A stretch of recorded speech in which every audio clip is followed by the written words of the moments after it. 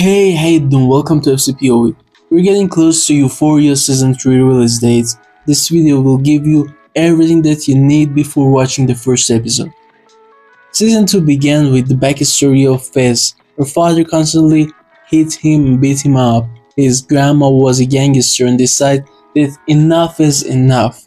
So she goes after his father at the whorehouse and teaches him a lesson by making 2 holes around his penis and shooting 2 times at him. Very soon, Fez becomes his grandma's partner. One time the grandma held the drug addict's baby in pledge, but the mom never comes back for her baby.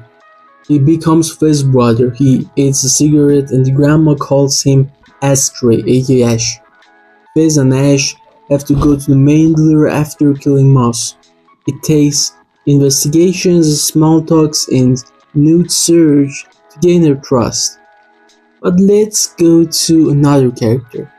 Let's talk about Cassie and her dilemma.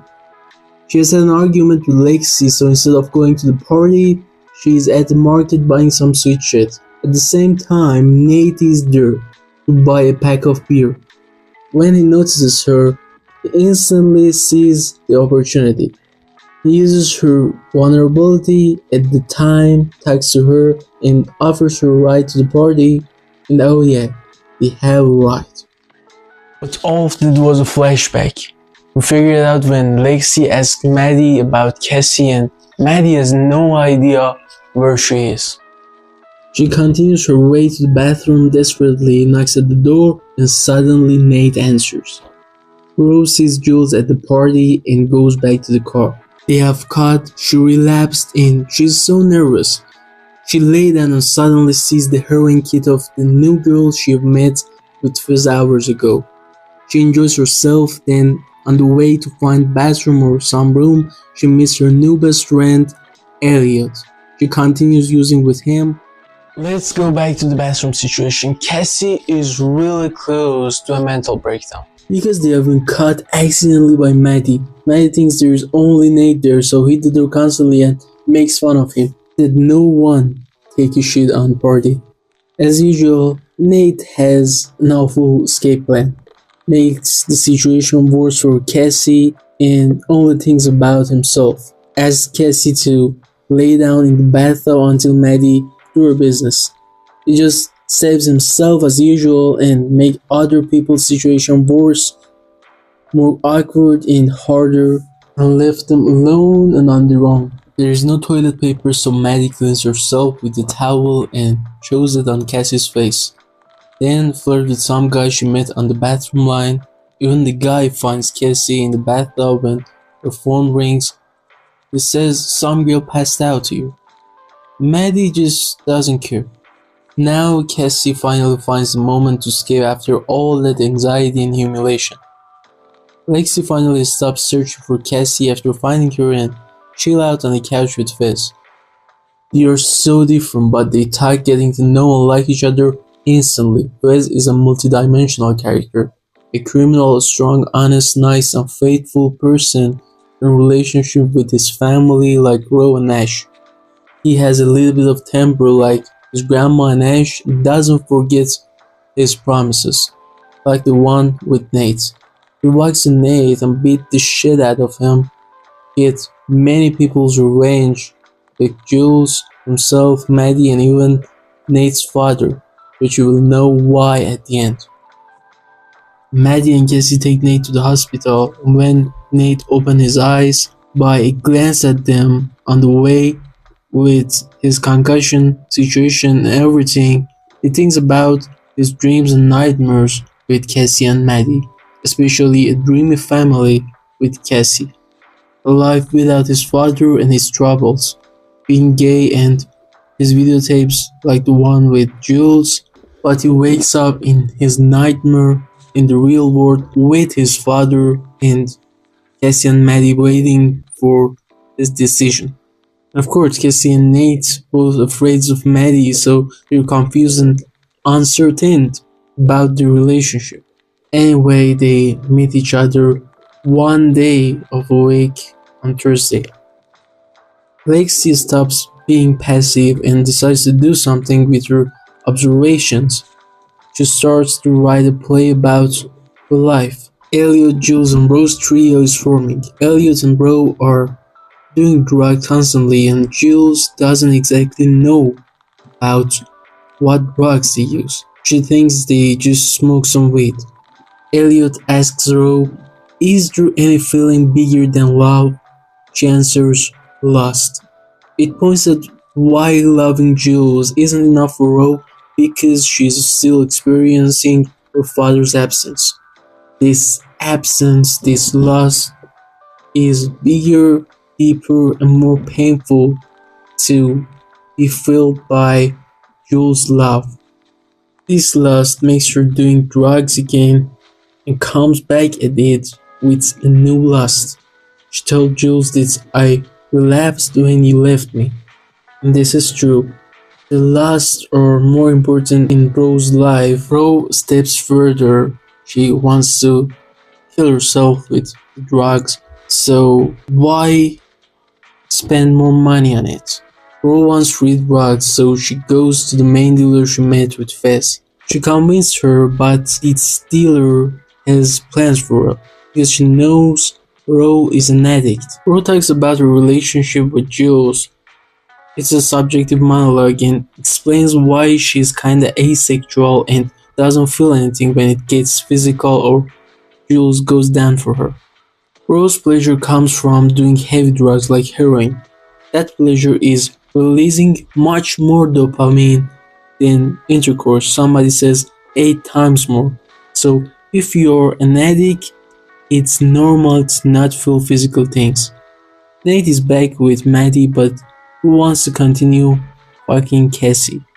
So instead of take responsibility for his actions, project his guilt into Cassie, make her the bad person here.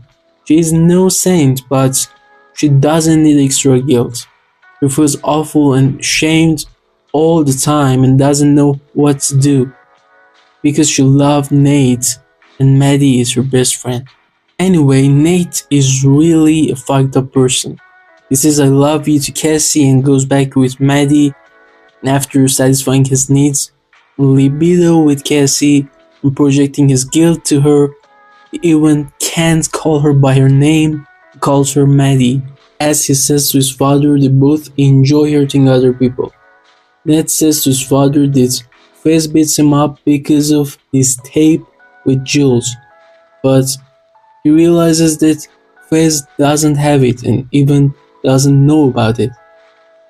Cassie can't tolerate seeing Nate and Maddie together, and after revealing Nate's romantic, apologizing words by Maddie, Cassie throws up on them. Rose has a 10K suitcase full of drugs now.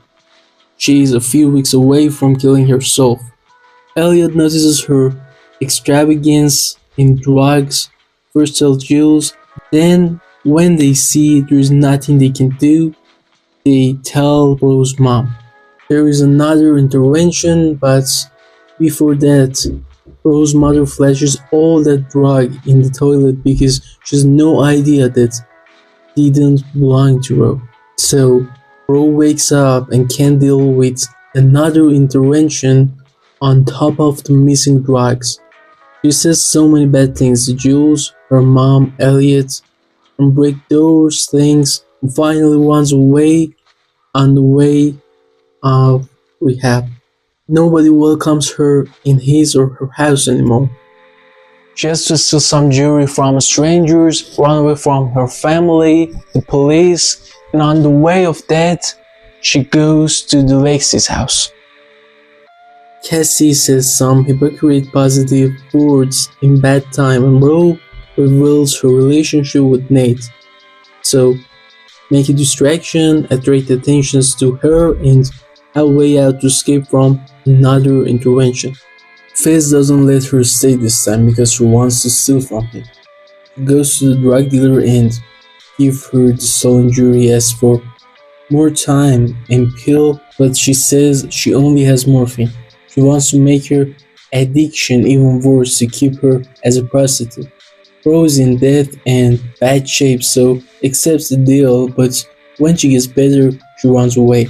Nate's father is tired of hiding himself and his instinct, so after drinking and driving to his old gay bar, he comes back home with big confess and great confidence, revealing all his family secrets, and finally leaves the house. Nate wants his business, so they stay with Jules, which Maddie has, still is a threat and bad for business. He knows Maddie wouldn't give it to him easily, so he makes a scene to scare the shit out of her. Nate breaks into her room, waits for her, and plays a fake Russian roulette until she finally gave up and gives the tape to him. He tortures Maddie again and goes back to Cassie, asks her to move in with him. And Cassie is mad at him but accepts because she loves him and kinda has no choice. Lexi's play is ready. It's about these girls who grow up together but distance and take apart, space apart from each other. It's actually a remake of their past, all of them, Lexi, Maddie, Cassie, and Ro. It's beautiful and therapeutic for Ro. She is on recovery and remembering some painful and beautiful moments, talking about her father and his friendship with Lexi.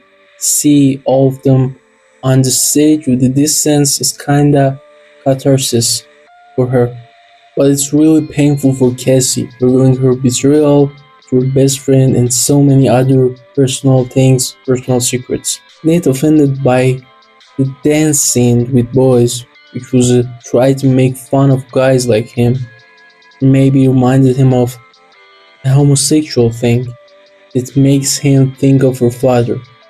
He blames Cassie for Lexi's play and goes after a final revenge from his father. Maddie and Cassie is another fight for what Cassie did. Ro and Jules' relationship is finally over because Ro is clean and has no interest to have a relationship with Jules again. Even thinks that their relationship was a result of doing drugs and not being sober. Nate gives every video that his father recorded to the police to make him a prisoner for a long time. Euphoria ends by the news of Ro being clean and sober for the rest of the year.